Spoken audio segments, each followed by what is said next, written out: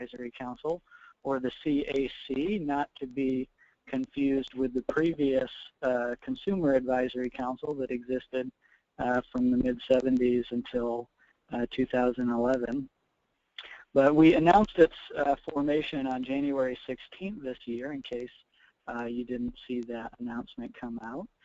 The CAC is going to include 15 members with diverse experiences and areas of expertise on consumer and community development issues.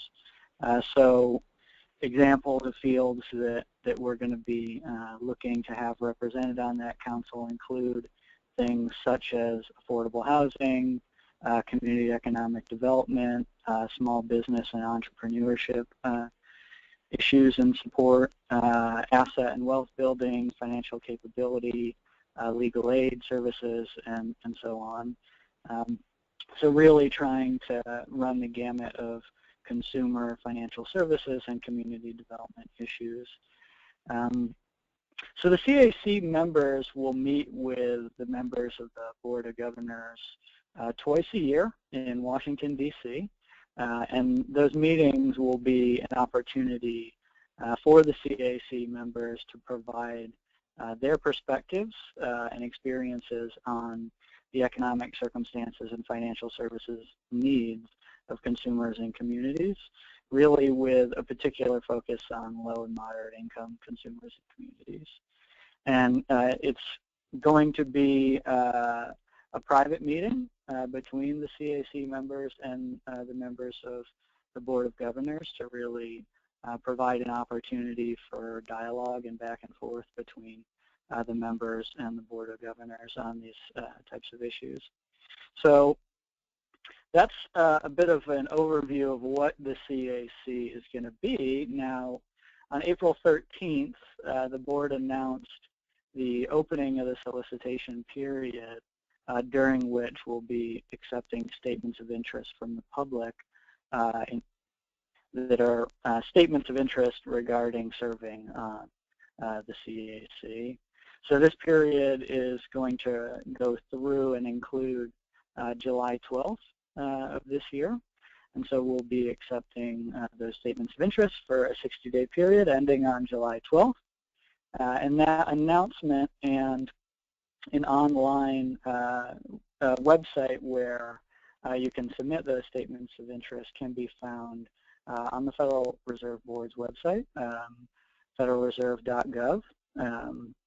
And so it's actually under the About the Fed section of our webpage, and then you click on Federal Reserve Board, and then there's a section for advisory councils right there, and there's a section, a specific webpage for the Community Advisory Council, and it has all the information that's out there right now, as well as a website where you can submit your information to the board and be considered for potential appointment to the CAC. So that's where we are right now. So where we're going is we'll be reviewing all of the submissions that we received between April 13th and July 12th over the summer, with the expectation of making and announcing our appointments to the CAC in the early fall of this year, with the expectation that our first meeting will be held in the late fall of this year. And so in appointing members and in reviewing the submissions that we receive, the board is going to be considering a number of different factors to include diversity with respect to subject matter expertise, and so really trying to get 15 members that can represent the gamut of issues related to consumer financial services and community economic development issues. And so diversity with respect to subject matter expertise, but also geographic representation and the representation of women and minority groups, and really making sure that we have diversity of perspectives and experiences and so on represented on the council. And so just a little bit of logistical details around that. members will actually be provided with a nominal honorarium for their participation, and we will be reimbursing members for their actual travel expenses to come and participate in the semi-annual meetings, and that is obviously subject to board policy, but we'll be reimbursing members so that they can come and participate in those meetings in person and in the process of providing those perspectives and experiences. And so that's what the CAC is and where we are and where we're going. And so if at all possible, I am more than willing to take questions, but am also happy to provide my contact information if anybody wants to follow up with me after this and get more information. And I believe that will be in the minutes that go out after this meeting. So please encourage anybody that's interested to submit their statement of interest in serving on the CAC, and if there are any questions on it about what it's all about, what we're looking for, and sort of what the timeline is, please feel free to reach out to me after the call. Thanks so much, Andrew. That's great. And I will take a minute. I apologize for not mentioning this earlier. During this afternoon's meeting, if you have questions, you can submit them through the question box in the webinar, or you can raise your hand and I'll unmute you and you can ask your questions that way as well. So please don't hesitate to put in questions anytime they occur to you, and we will get them answered. Andrew, I was wondering, are there any kind of specific qualifications you're looking for, or is it more general in terms of just showing your experience in one of these areas, affordable housing, community economic development, financial services, that kind of thing? Sure, great question. So there are no specific qualifications that we're looking for. So just really showing a level of experience and expertise in one of the areas that are likely to be discussed or come up as part of the Council's affairs. And so I do just want to reiterate that really those fields and examples that I mentioned and that are listed within the Federal Register notice and other materials that have been put out are really just that. They're examples. We are looking for a diversity of experiences and areas of expertise relating to consumer financial services and community development, recognizing that community development has certainly a very broad remit these days and encompasses a lot of different areas and intersections of different industries and sectors that contribute to those efforts. And so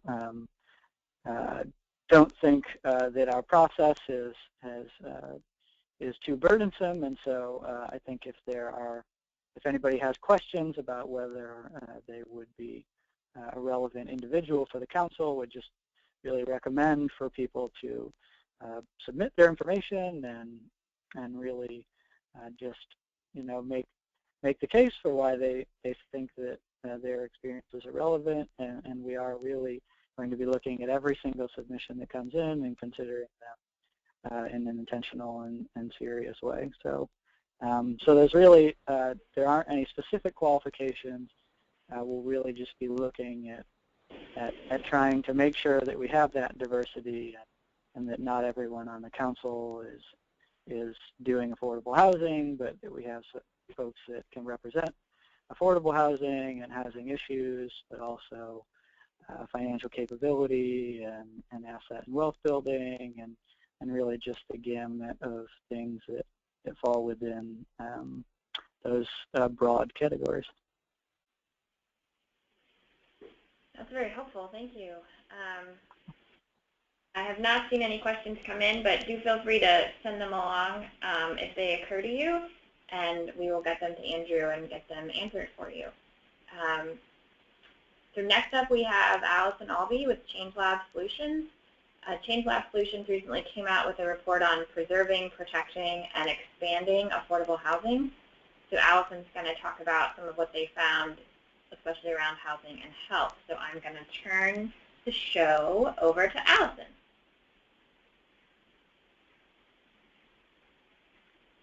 Hello. Hi, Allison. Hi. You guys can see me okay? We can see your screen. Great. So my name is Allison Alvey. This is my grunge picture. I'm a city and regional planner at Change Lab Solutions. Change Lab Solutions is located in beautiful Oakland, California. And our shop uses the tools of law and policy to improve health outcomes in communities across the nation.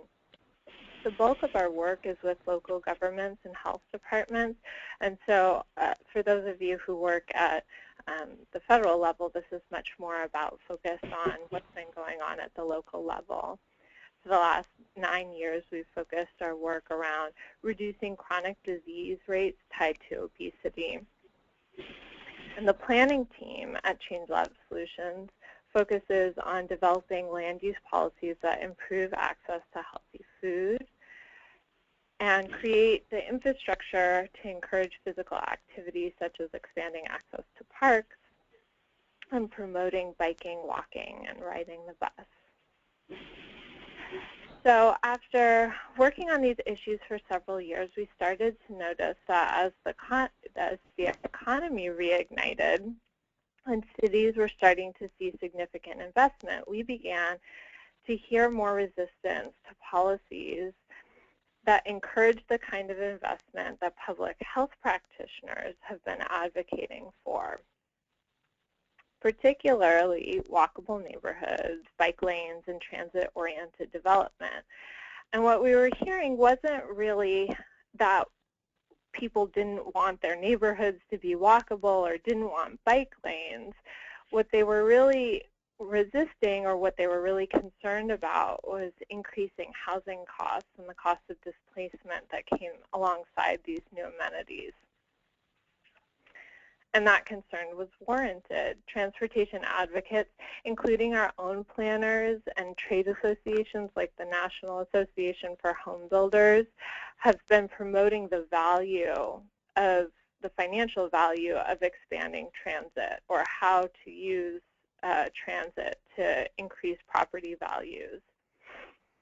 And developing walkable neighborhoods and increasing bicycle amenities increasingly became something that was seen as essential to new developments. And so investment in the housing markets have been coming back to major cities at a pretty steady clip for several years. And what we know is that it's not really just about driving less or walking more. It has to do with the economic opportunities and sense of possibilities that cities are offering.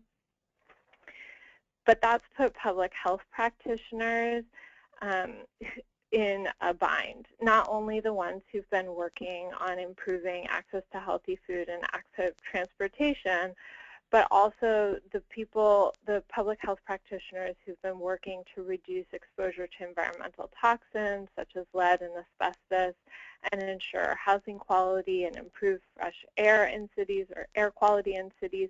All of these public health practitioners are being put in a tougher spot because the very environmental and policy changes we've been advocating for and developing also became desirable for middle and high-income residents. And the resources that public health departments continue to fight for are increasingly becoming less available for the intended recipients. Rising home values not only have the potential to cause displacement, particularly for renters, but they also lock out low and moderate income families looking to move into reinvested neighborhoods. So this was the starting point for the paper that we just published on preserving, expanding, and protecting affordable housing. We really targeted this paper at public health practitioners to show them opportunities to expand affordable housing. But For this audience, since you guys know a lot about those policies, I'm really just going to be talking about the health consequences of lack of affordable options. Conversations about health are often framed as discussions about what's going on in the body, or we talk a lot about what individual behaviors, the effects that those individual behaviors have on our health. Possibly the discussion might expand to the kind of care you might receive, the access to care, the quality of care you receive. But what public health researchers now know is that our health is actually determined in large part by where we live and what we have access to.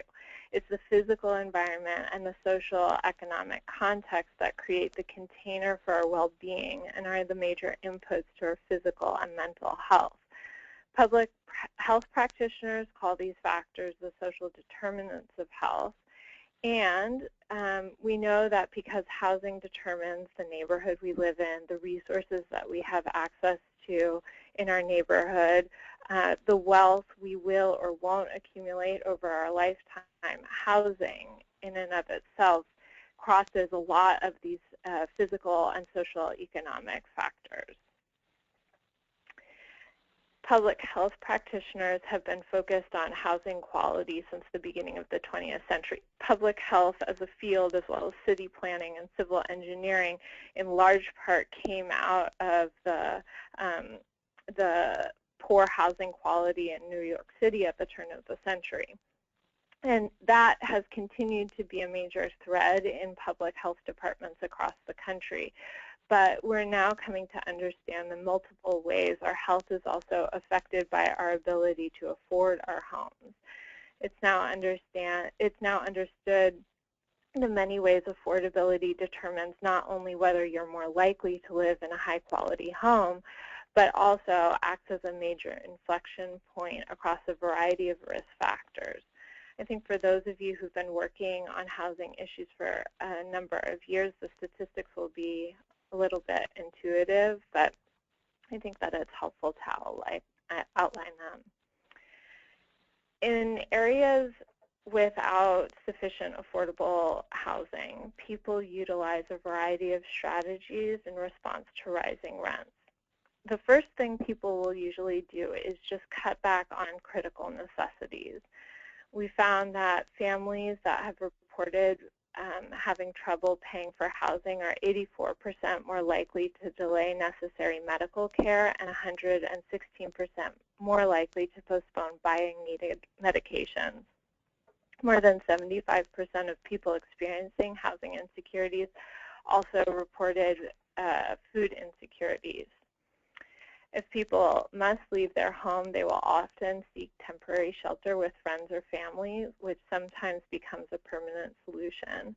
Losing your home increases the risk of ending up in overcrowded housing.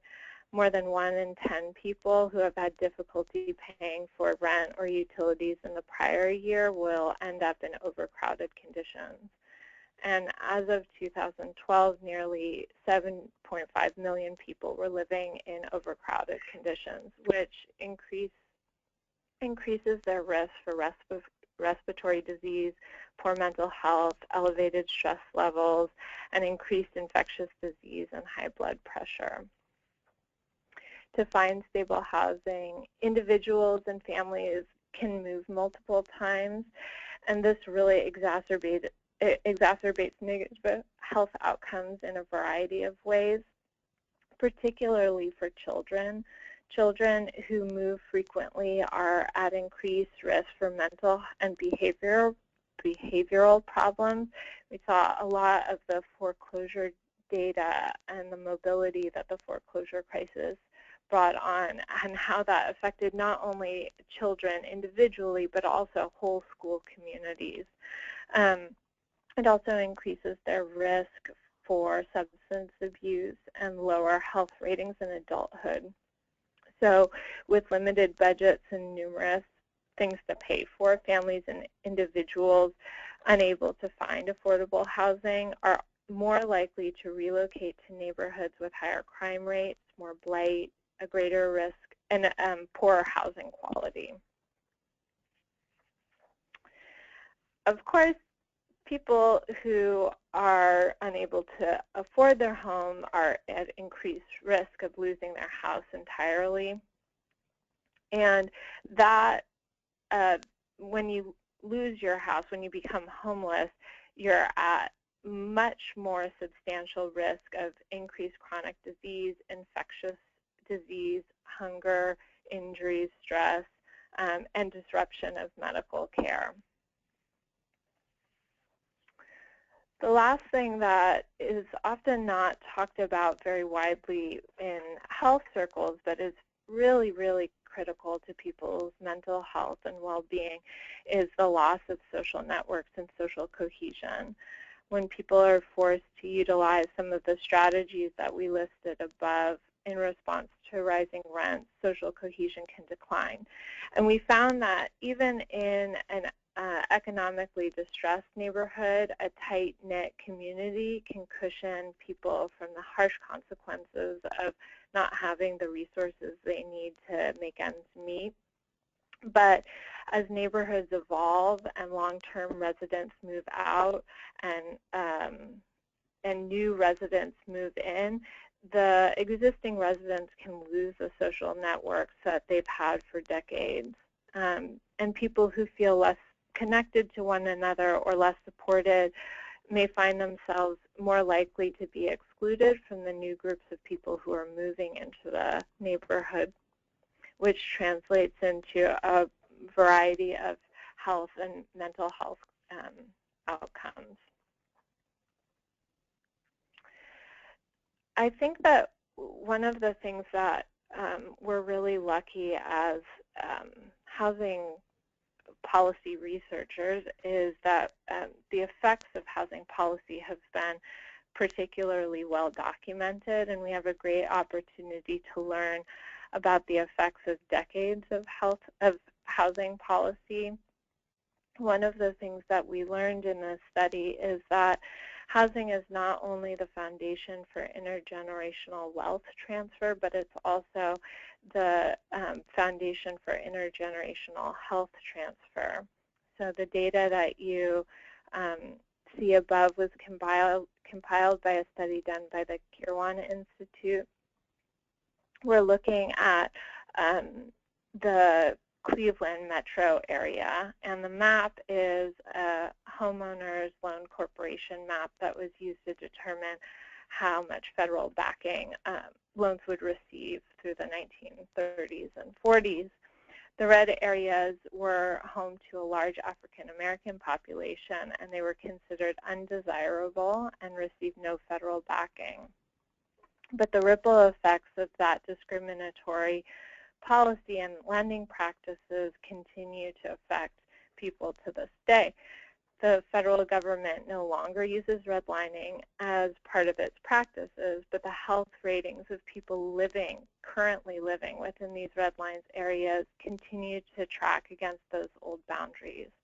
So people living inside of formerly redlined areas continue to have higher rates of infant mortality, higher rates of exposure to lead and toxic waste, have higher rates of diabetes, and have the average of a 15-year difference in life expectancy between those who live inside of the boundaries and those who lived in other areas of Cleveland. And so the connection between health and housing is much deeper than these statistics demonstrate. I think that we know as people who study public health and housing that it's the relationships between a bunch of different systems that make up the social determinants of health. So it's not just the work of public health practitioners, meaning it's not just about the work that public health practitioners have done to ensure that there's access to healthy food. It's also the work that is being done by educators who are working to improve schools or economic opportunity programs that are working to expand access to quality jobs in these neighborhoods that are feeling the effects of rising home values. So Public health departments continue to focus on housing quality. In almost every local health department, you'll have someone in charge of injury prevention, substandard housing, remediation of asbestos and lead, but health practitioners are shifting their focus as the understanding of the connection between health and housing grows. In bigger cities such as Cleveland or Oakland, where we're located, where Change Lab is located, we are starting to see more local health departments develop teams that focus on land use issues such as the expansion of active transportation and ensuring parks are being equitably distributed. We're also seeing a greater integration between housing and healthcare efforts. These efforts are often centered around providing stable housing options to high utilizers of medical services or the chronically homeless. These are the housing first type models. And in our big cities, these departments may have very little overlap, which creates some systemic barriers for housing advocates. I wanted to just give you an example of some of the work that we've been doing in Alameda County to show you how many different people we talk to in these different fields. So the Public Health Department has a Healthy Homes Department under their Community Development Division, and they work on home inspections, they work on lead and asbestos remediation. We've been working with them on proactive code enforcement policies. So that's the box on the top left. The Place Matters team in Alameda County works on a wide range of issues to address health equity, and their team is working with organizations to write reports on the health effects of the foreclosure crisis and displacement and gentrification. They've also been working with the City Planning Department on healthy design guidelines for developers, which focus on reducing the risk of exposure to environmental toxins, but also expanding affordable housing and economic opportunities, increasing active transportation, increasing recreational access. And so that's the top right group. And then the major hospital in Alameda County called Highland Hospital is working in conjunction with Alameda County's Healthcare Services Housing Department. And they're in the very early stages of establishing a housing first kind of model that focuses on high utilizers of medical services. So the people in each of these different programs may not even have any regular contact with each other, although they are all working on various housing issues. And that's just Alameda County. Particularly in big cities, we're seeing more of an uptick in interest in housing, and particularly affordable housing. These kind of programs have been happening in cities across the country. The New York Department of Mental Health and Hygiene just published a report detailing the importance of stable housing, stable affordable housing. The LA County Health Department has done a significant amount of work. They have used a lot of health impact assessments. The one that was used for the Farmers Field site generated $15 million in affordable housing and $5 million for parks and open spaces, as well as a team to promote the health and protect tenants' rights in that particular neighborhood. The Whatcom County Health Department in Washington manages funding for affordable housing. There have been other counties that have worked to manage affordable housing funds.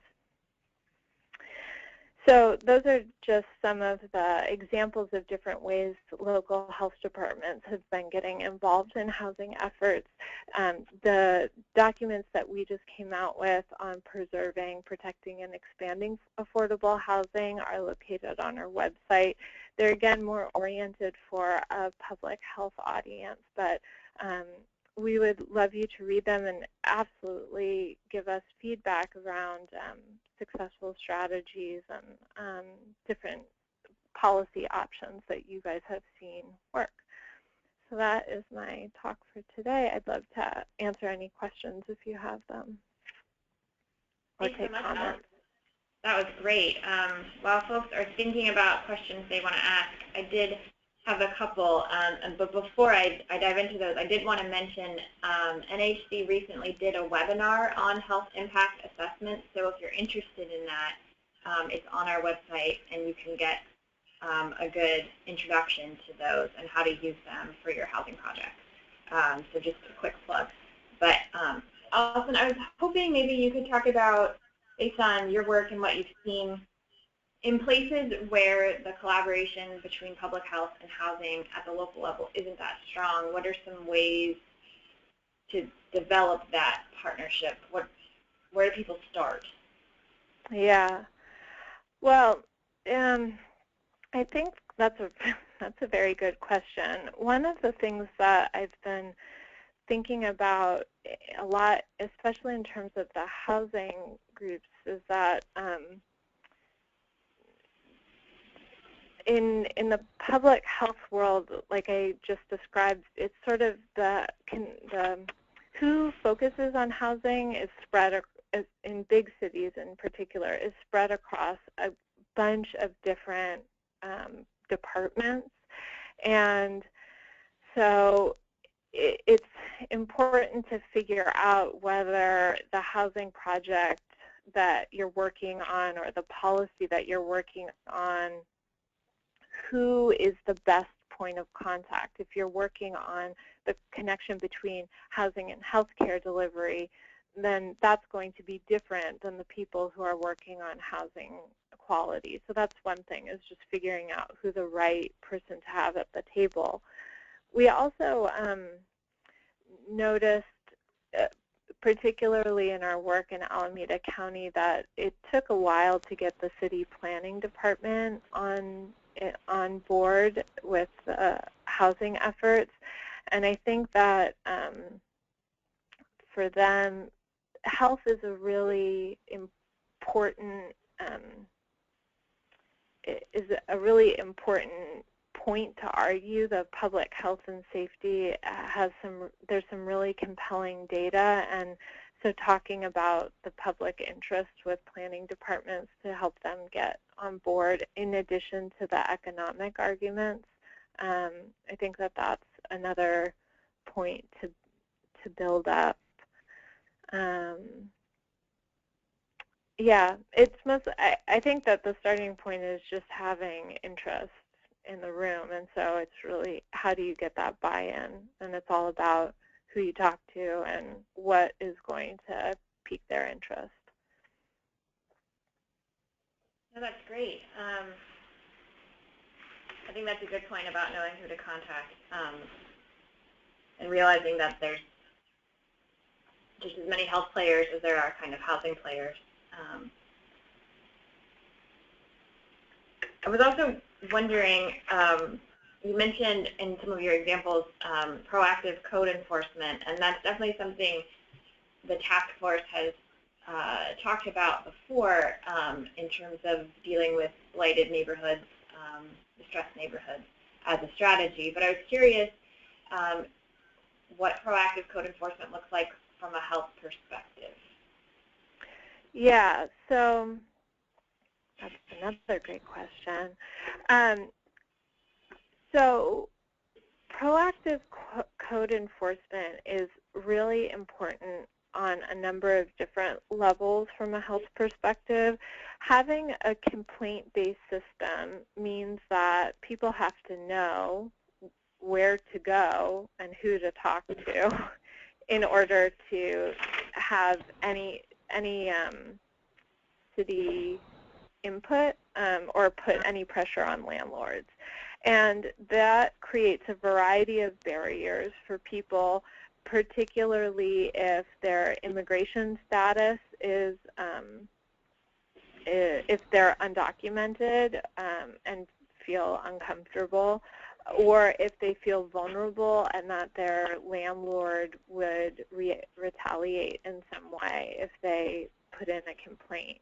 And so proactive code enforcement is the way for the city to basically say, we really care about our housing stock. We really care about the health and well-being of the people who live in the city, and we're going to take steps to ensure that that landlords are maintaining the housing stock. I think that it's really particularly important for people who live in unsubsidized affordable housing to have someone else in a public position who's looking out for them, because they're more likely to be living in substandard they're more likely to live in house with mold. They're more likely to live in houses that have insufficient kitchens or bathrooms. And so proactive code enforcement is a way for the city to support renters.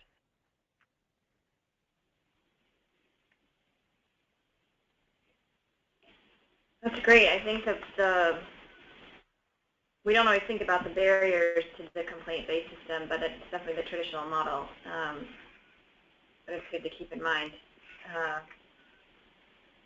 So I haven't seen any other questions come in, but folks, feel free to, if you think of anything or something comes to mind, either raise your hand or send it through the question box. And you have Allison's contact information, so you can also reach out that way if you have more specific questions you want to talk to her about. So thank you so much, Allison. And with that, we will move to our last presentation, which is from Amy Clark and Mindy Alt with NHC, talking about a communications project. So I'm going to turn it over to them. Thank you, Rebecca. This is Amy Clark from the National Housing Conference. Thank you for giving me some time to talk about this.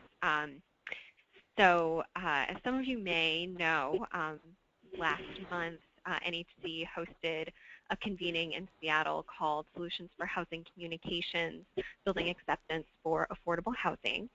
And the focus of the convening was on ways that developers, funders, local governments, and sort of allies and advocates of affordable housing can counter community opposition and build support for affordable development in their communities.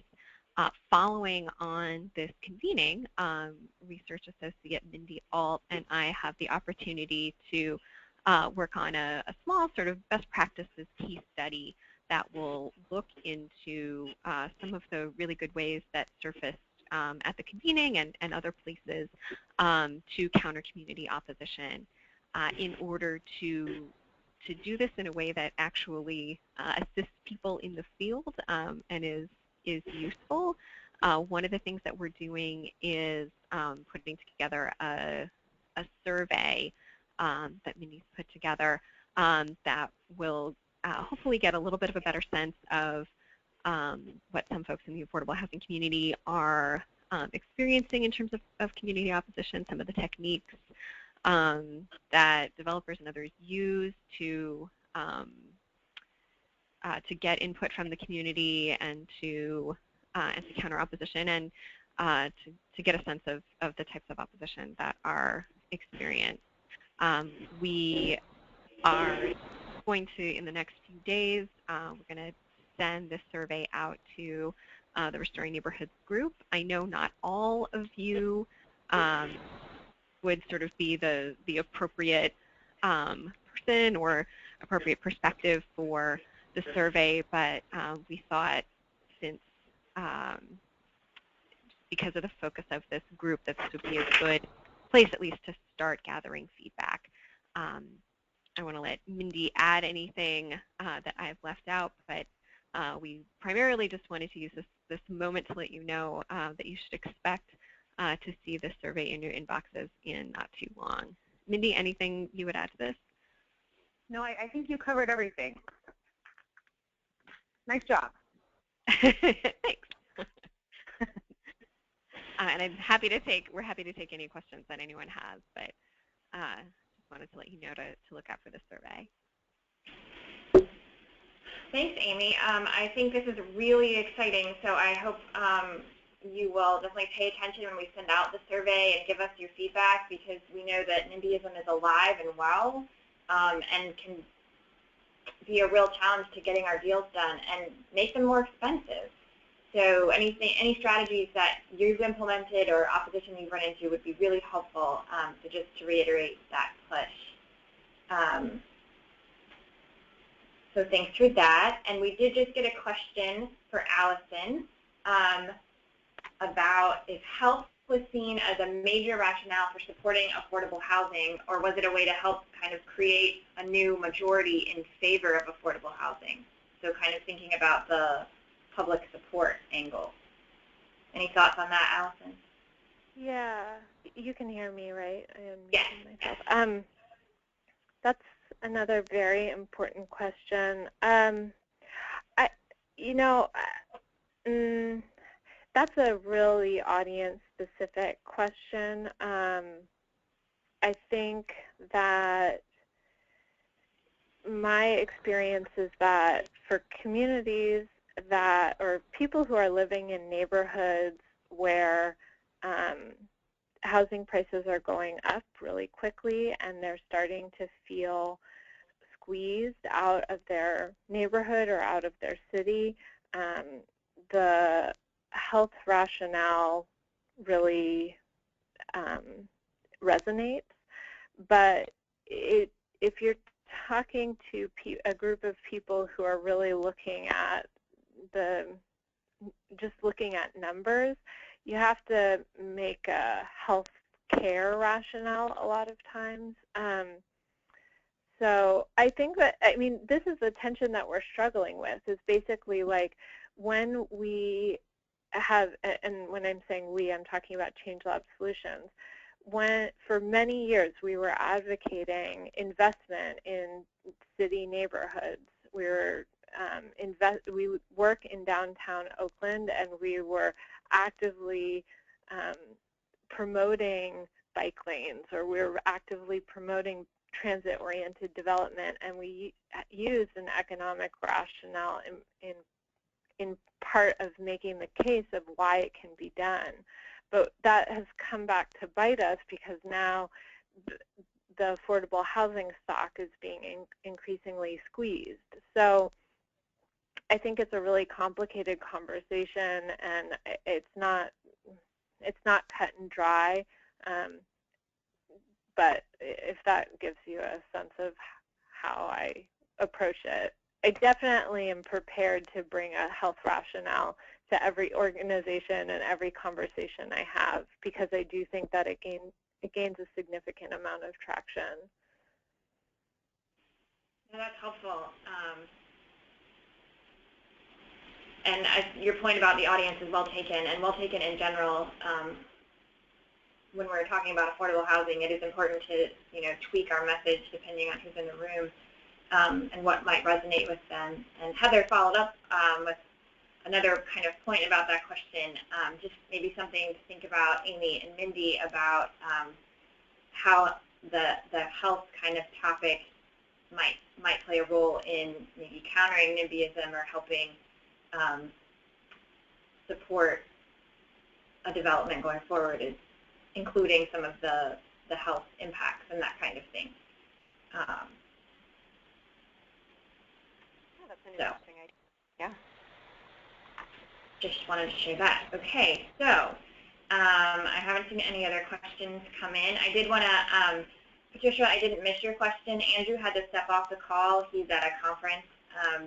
But I'm going to ask him the question you asked about the difference between the Community Advisory Council and the CSPB advisory group that's newly formed.